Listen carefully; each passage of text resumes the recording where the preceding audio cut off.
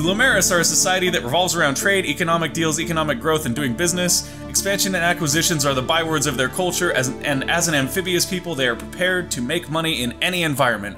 Their society is organized around a series of families that have traditionally run different parts of their economy, and the balance of power and negotiations between the families is what drives progress, or blocks it. Let's get good. I am the gamer under development, and this is Stellaris, but this is not regular Stellaris. We're doing Stellaris because everybody requested that we take a look at it, but this is endless Stellaris. Let me explain to you guys what that means. That means that one of my friends who's much better at putting together this stuff than I am, because I actually don't have much knowledge at all of Stellaris, I've played it a couple of times, went ahead and did me a favor and put together a bunch of endless factions in Stellaris. So we have the Amoeba, the Pilgrims, the Cravers, all these great things, and of course our very favorite, the Lumeris. So what we're gonna do here is we are going to dive into our new Endless Stellaris series. And all of the factions we play against will be Endless Space factions, or Endless Space 2 factions. We're of course going to be playing the Lumeris. I actually haven't even looked at the traits for these yet, so let's go ahead and take a quick look at them, if I even understand them, because I have a very limited understanding of this game in general, but I have played it a few times. So our Lumeris are an oligarchy. That means that they hold an election every 20 years to select a new ruler. They have a corporate dominion. This society is dominated by a megacorporation that has completely supplanted the role of the state. Now, it is important to mention, guys, that I only have the base game of Stellaris. I don't have any of the DLCs, so the friend who threw this together for me was forced to work within a limited set of options. So these are the closest approximation that we could get to with what I had available to me. They are a Shadow Council, which gives them an election influence cost of -75%. Unbeknownst to its own citizens, this society is actually manipulated from behind the scenes by a secretive Shadow Council. Appearances must be kept, but the tyranny of the majority should also be guarded against. After all, what if the fools vote for the wrong candidate? So that's great, because for the Lumeris in Endless, they're actually kind of like the Space Mafia, and they have essentially 4 families that make all the decisions for their people, and that makes Shadow Council seem perfect to me. Like, I think that's great. And it's really cool to see the transfer. I know that the friend who put this together had some trouble, like, getting the exact feel of the Endless factions, because Stellaris is more of a, like, it's more of a sandboxy, like, generated game with less specific lore for factions and things like that. So the Endless factions are a little bit more complex and deeper than Stellaris is sort of like this and this system where you literally have things that don't go together in the game. So anyways, best approximations. They are egalitarian. They cannot use autocratic government forms and allows utopian living standards, which makes sense. Faction influence gain is +25%, specialist output is +5%. Any society that does not embrace equally between its members, where an individual can rise to any position with enough hard work, is not only deeply unfair, but ultimately counterproductive. That's great, because the Lumeris are a very opportunistic people, and like, if you're that one person that stands out, you can totally rise to the top. Xenophiles, increased opinion for other species, cannot use no refugees, species policy, cannot enslave entire species, cannot displace aliens. Trade value +10%, diplomatic influence cost -25%. That makes sense, we run the market, baby. There exists in all of us a deep-seated fascination of the unknown, an adventurous spirit that rejects the familiar and glories in the unfamiliar, whatever or whomever it may be. That totally fits. We're all about that money. Pacifist, cannot use unrestricted wars policy, cannot engage in indiscriminate orbital bombardment. Administrative capacity 10, I know that's useful, because that's for starbases and stuff, and stability +5, I think that's for political stuff, I'm not sure though. Conflict as a means to an end is a ridiculous concept. It is by nature destructive, destroying what was to be obtained or giving room to grow that which was to be destroyed. Exactly. Okay, so I actually love so far the way the Lumeris are panning out. The Lumeris are a society that revolves around trade, economic deals, economic growth, and doing business. Expansion and acquisitions are the bywords of their culture, and as an amphibious people, they are prepared to make money in any environment. Their society is organized around a series of families that have traditionally run different parts of their economy, and the balance of power and negotiations between the families is what drives progress, or blocks it. Love it. Very nice description. I actually... Yeah, that's really great. I love it. Thrifty, so trade value from jobs is plus 25%. Charismatic, the amenities from jobs is plus 20%. That makes sense. The Lumeris are a very, like, luxurious people.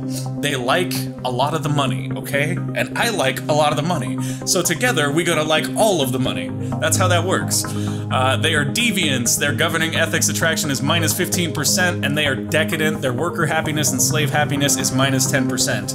And I didn't actually read the flavor text for those, but that's because we've kind of been here for a minute and I want to get into it. So here is our galaxy settings. Mind you, I've never played before. I've been told that Ensign is a good difficulty to start off. Well, I have played before, but I haven't actually finished a game before. So we're going to go ahead with Ensign, and we are eligible for achievements. We have 10 AI empires because that is how many of the endless factions we have in the game. We're doing an elliptical galaxy with 600 stars. Everything else is sort of left standard, and Iron Man is on, which is kind of scary, but we're gonna go for it. Oh boy, this is exciting. I don't know, guys. I'm excited. I hope you're excited, because like I'm legitimately just like, this is a really cool experience to be able to bring Endless into this other engine, essentially. Federal Anocracy of Genes. In the eons since the first primitive Lumeris communities took shape in the archipelagos and lagoons of Genes, our civilization has spread and prospered. In the early days, our people were governed by primitive feudal realms and inefficient nation-states. Gradually, as global trade increased, the myriad of corporations, consortiums, and guilds into which our merchants organized themselves grew increasingly wealthy and influential. After a period of conflict and rivalry, the most powerful of these entities banded together into a trade league with enough power over the economy to become the de facto world government. Now, after the discovery of the Hyperlane Network, the finest minds of the Federal Anocracy of Genes have finished development of the very first hyperdrives. The stars themselves are finally within our grasp. Oh, I'm excited. Let's make all the money, guys. Let's go make all that money. Greetings, Cheryl. Okay. I am Veer, a prototype synthetic intelligence developed by the finest minds of our civilization to serve as your advisor. Okay. I shall endeavor to perform my duties with the utmost efficiency. So we all know that I should listen to everything that this robot guy is telling me, but the gamer in me is like, turn it off and guess, but that's a really bad idea. So what we're gonna do is we'll go ahead and leave Tell Me Everything on for right now. Have my full support. Cool, thank you, Veer. Building a star That's a empire cool little can be a robot guy, daunting honestly. task. He's To like help get Clippy, things only less started, annoying. I will be providing instructional missions that cover the basic steps necessary to establish ourselves as a successful interstellar power. We have a situation log. Displays a list of all currently available special projects and various other points of interest. Okay, I know about that. Surveying, I know about there. Okay, now we've actually officially started, guys. Alright, so we are paused right now. We'll probably play at like 2 times speed once we get going, but I do want to take a second to just get everything set up. This is our homeworld and the capital of our empire. The planet I was gonna switch over to the beta branch and I forgot to. An overview of the planet's important statistics. Darn. Well, okay, I was gonna switch to the beta branch, but we didn't end up doing that, so we have this branch instead. I'm actually okay with the UI for this, although I guess they cleaned it up along with some other things. Oh well, we'll go with this. We'll go with this. That's fine. Okay, this is our homeworld. We got all that, so let's go ahead and start looking at the things we have here. We do have an open building slot, but we actually don't have the minerals to build anything here yet. We should be thinking about what we want, though. So, given our benefits, commercial zones are going to do really, really good for us because they provide trade value and amenities, which are the things we do excellent at. We have a lot of food districts available to us, but there are some blockers there that we're going to have to deal with. Trade value is reasonably high on our starting system. Wow, look at that. Resource production is through the roof. No, I'm kidding. I honestly don't know enough to gauge that resource production at all. Okay. What I do know, though, is that we shouldn't leave that slot open for too long. We can come back to that, though, and we're supposed to, I believe, fill out the districts as much as we can as time goes on, so we'll worry about that in a minute. For right now, though, we definitely want to take our construction ship and start building on any of the mineral or energy credit things in our starting system that have not been built on. So I'm going to go ahead and queue this up, build a mining station there.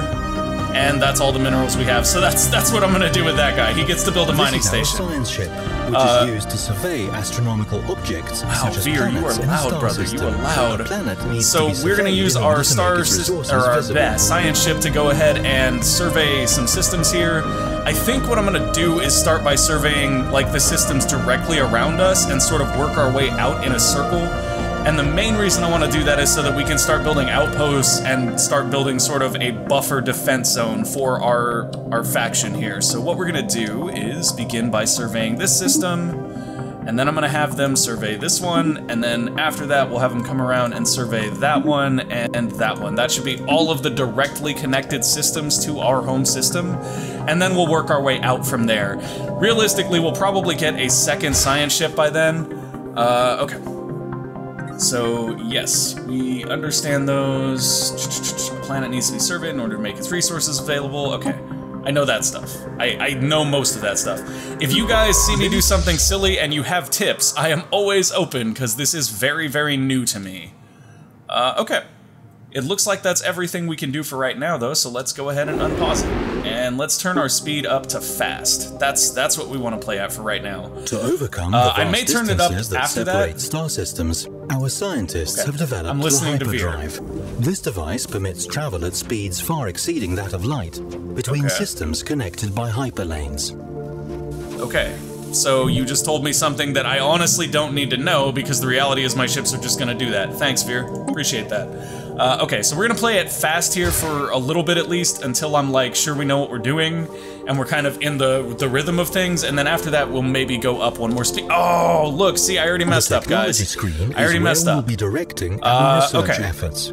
Technologies are categorized into 3 different fields. Energy grid is really nice for money makers. Yeah, that's really nice. I think we're gonna go for that, or we could get research station output plus 10%, or physics research. And our physics person has leader experience gain, but does not actually have any like speed ups for these. So we're gonna go ahead and go global energy management. Although that is 3,000, that is that is the highest one. But the energy grid is such a useful building. Let's go into society here. Monthly unity plus 2 is something that immediately draws my attention. So does pop growth speed, though. And hydroponic farms and hydroponic bays, I believe, will actually increase the amount of food generated by our districts. So all of these are really good options here. However, our hero has a bonus on statecraft stuff, which is this. So we're gonna start with that. And then we've got a hero here who has just 10% additional research speed, which is awesome. I love that hero so much. So we can get more minerals from miners, we can get ceramo metal armor, and we can get standardized Corvette patterns. And that'll lower the cost to build Corvettes and increase the speed of building Corvettes, which could be really useful early on if we were more militaristic. But since we're not, I think we'll probably go for geothermal fracking. Because that'll give us more minerals, which will be very useful. Speaking of minerals, we should actually go to our home system and look at the jobs, which is right here. There we go. This planet's population, divided into layers or strata. I'm gonna listen to what he says.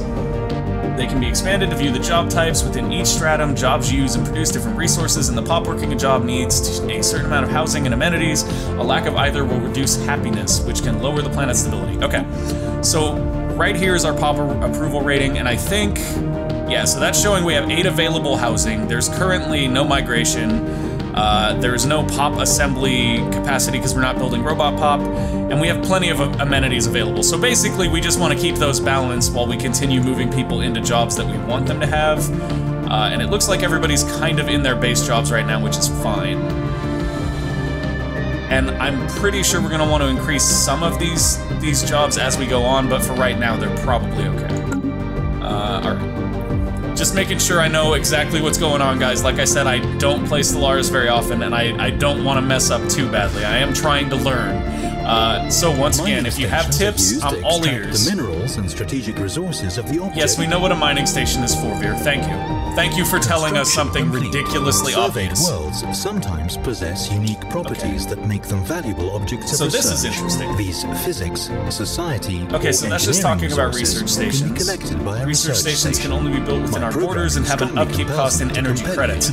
Okay, so that's important because we do want to make sure that we keep our energy credits rolling in. That shouldn't really be an issue, though, in my opinion, especially not with us going for energy grid early on. LTS Anabin, the Impervious, completed the construction. Excellent. So now, Mr. Construction Ship, you do not have enough minerals to build anything else, which is rather unfortunate because we do have more stuff that we need you to build in this system.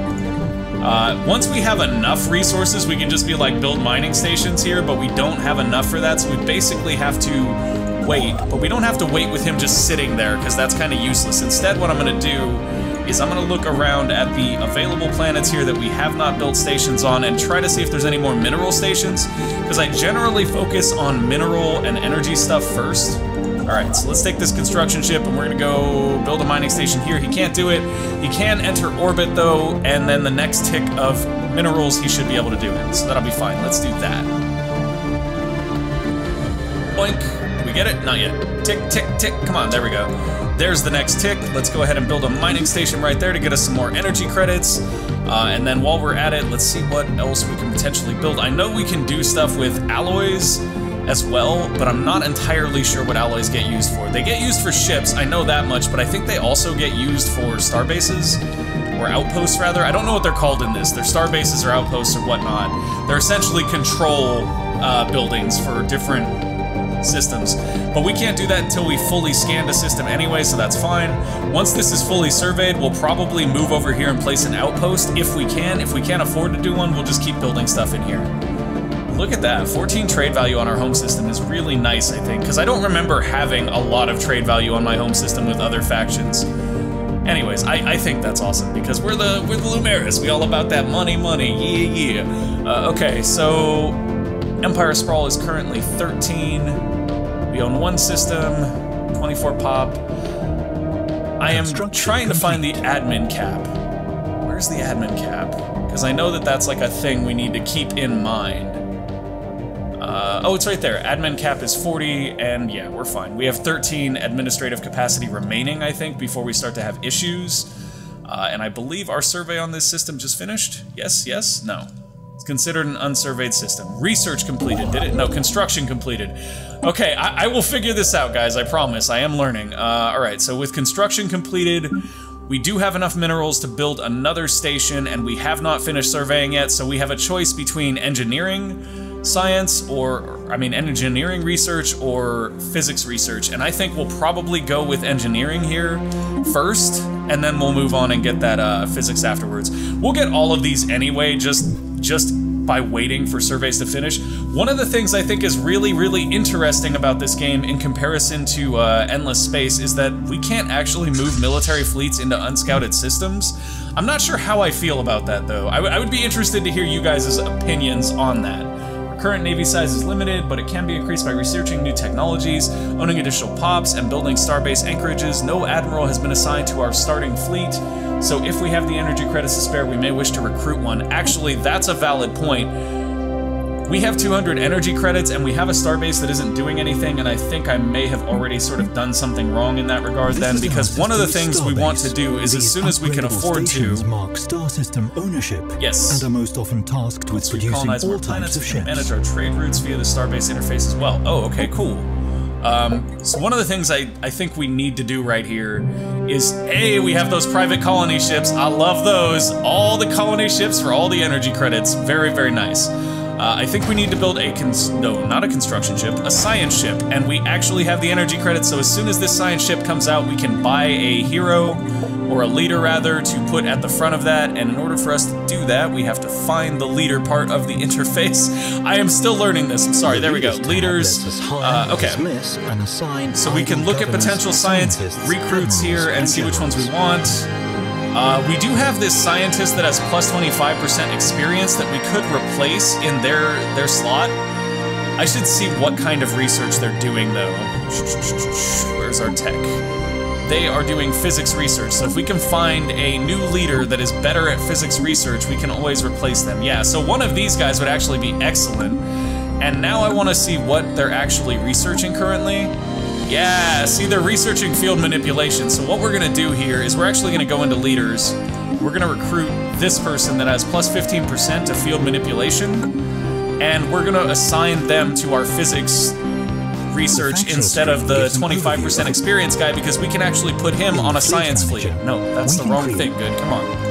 You can do this, good, you can find it. So yeah, we're gonna grab that guy and be like, yo, you're replaced now. And that should have put our new leader in control of that.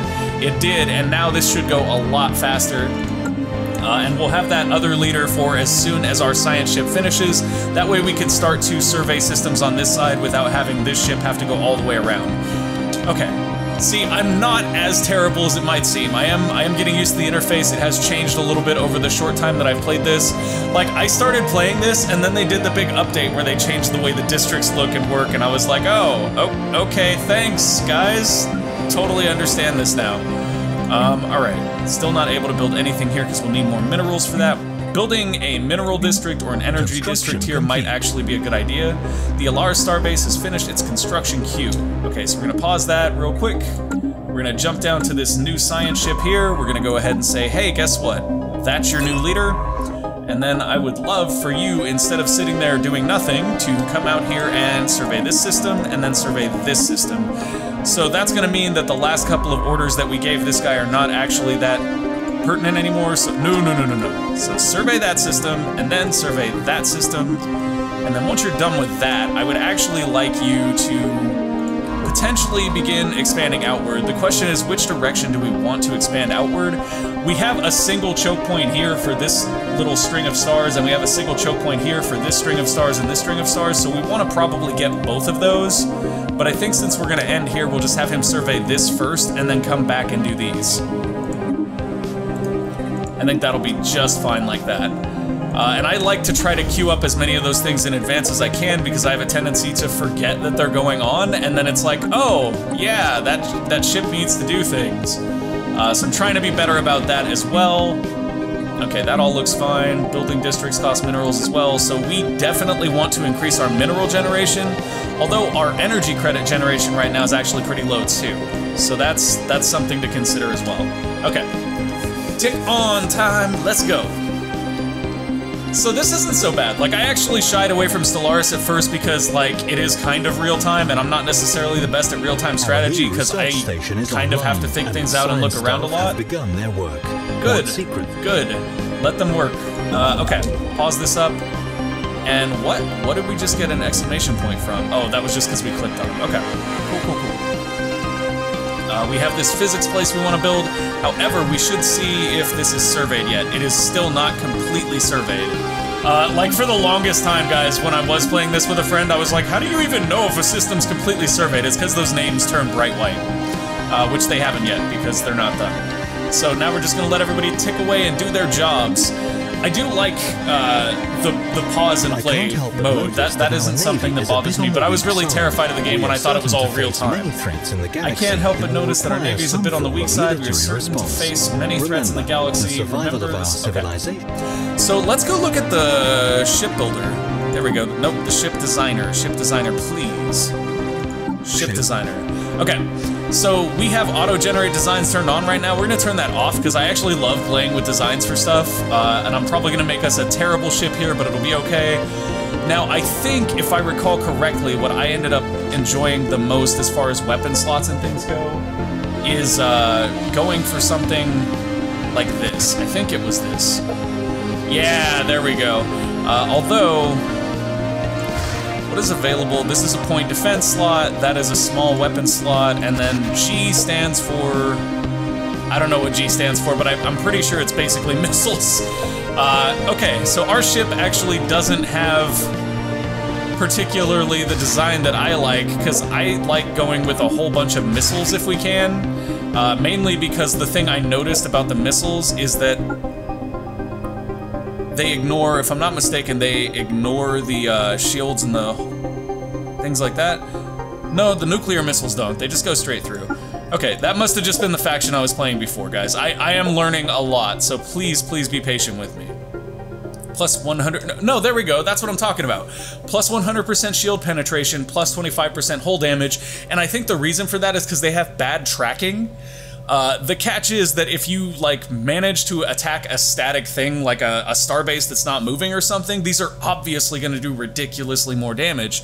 So I was loading up on missile boats before, but in this case, that doesn't look like it's as good of an option, I don't think. So what we may do here is go with the 3 small slots and then maybe mix up the red lasers and the mass drivers. The lasers do good against armor, the mass drivers do good against shields. Shields do recharge, armor does not, so we're gonna go ahead and go 2 of these to keep the shields down and then 1 to work away at the armor. And then we'll go and check out what we can do down here. We have a regular reactor booster, so we'll go ahead and put that in. And then for this, what I'm actually gonna do is, because shields recharge and armor does not, I'm gonna go with a lot more armor than shields. I may be wrong there, you guys can tell me what you think, but generally, I find that the armor is more important to keeping the ships alive so far. I may be entirely wrong, so I'd love to know what you guys' opinion is, because I honestly don't have that much experience in the game. And we'll just call this our GP, because this is our first ship we're gonna roll out with. Perfect. And now we're gonna go in here, and we'll start producing those ships at our shipyard real quick, just so that we can kind of round out our combat fleet here. Now, it says 3 of 20, but I don't think that our fleet limit is actually 20, because usually, or when I did that last time, I had some issues. I really did. Command limit usage, Corvettes 3 of 3. The maximum fleet size of any individual fleet depends on our Empire's command limit. The base is 20. Okay, so it is 20. Fine, we'll just keep pumping out ships then. And I think ships take alloy, so we can burn through alloy pretty reasonably without being too concerned. Yeah. It is used for star bases, though. It is used for star bases, so we need to be careful, because we do need to keep enough of it available for star bases. So what I'm going to do instead is I'll build maybe 2 cheap-eats. Or 1, I guess 1, because that's as much as we can afford at the moment. And then after that, we'll probably save our alloys for our outposts that we're going to start building. Okay. Release the timer. If it bugs you guys that I pause a lot, I do apologize, but like I said, for me, this is mostly a blind play. We're learning a lot. The Zorik system has been fully surveyed. Excellent. All it has is 4 energy credits. What a garbage system. Okay, so we won't necessarily be rushing to make an outpost there after all, because it's just 1 energy credit, although we do need it to expand our sphere of influence, I guess. It might be time to extend our reach. Yes. A starbase can be built around stars in surveyed systems to expand our borders. Okay, so we actually can't build a starbase until we have 26 more of the alloys. So what we're gonna do is we're gonna move him there instead once he finishes his current task, which will probably take long enough for us to get the alloys. And we do have an upgrade option here, but that's gonna eat alloys, so we're not gonna use it just yet. I guess on the current beta branch, if you, I was talking to a friend about this, on the current beta branch, if you upgrade a fleet and only part of the fleet gets upgraded, it doesn't consume the resources and you can move them away before it finishes, and then come back and finish it later, which is a nice improvement from my understanding. But I have a very limited knowledge, so I basically know what I've heard from friends and what I've experienced in a few short games where we never actually finished. Largely because these games take a while, and I am especially slow at them without much knowledge of them. Okay, so now he is here. Hopefully he has enough to build a starbase. He does. There we go. First starbase is coming, y'all. And then down here we have found 1 energy credit planet, so that's somewhat useful. I'm really like hoping we get more than that though, because just 4 energy credits is actually not that useful. In fact, minerals are something we need a lot more of than energy credits right now, and we're not generating as much minerals as I would like. Let's go look at our population actually. Now that I think about it, our food is well in surplus, it seems. So if we can reduce the amount of food we're generating and increase the amount of minerals we're generating, that would be awesome. We can't. Okay, that's unfortunate. So we can't do that because we actually don't have enough districts available. So we'll have to get some more districts built here once we have the resources. Oh, that's lovely. The tradition screen Traditions are are tradition trees awesome. available to our empire. A tradition tree must first be adopted before any traditions within it can be unlocked. So I'm trying to remember which of these I really like. Mining station output is increased by 10%, is really strong. Merchant jobs. In addition, we'll unlock 1 essential perk. We'll give our planets 1 merchant job per 50 pop. That's interesting. And then City districts provide 1 additional housing. Buildings in districts have their build costs reduced by 10% and build speed increased. So that's interesting. I like this because it helps us build up systems faster. Building upkeep and district upkeep is reduced by 10. That's also really nice. Specialist output is increased by 5 is nice. And city districts provide 1 additional clerk job is also real nice. However, expansion does colony development speed minus or increase by 25%. And if you adopt all of them, it will allow all your non-habitat planets to build 1 additional district. In addition, we will unlock 1 ascension perk.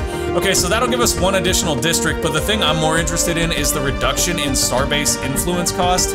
I think that's really, really strong and really important for us early on.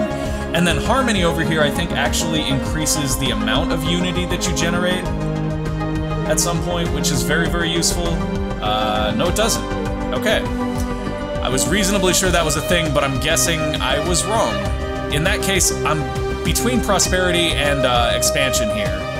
Prosperity seems really, really nice for our faction overall, but I feel like expansion having that starbase influence cost reduction is going to be huge, and that administrative cap increase is also going to be huge. So I think we're going to go with expansion here first.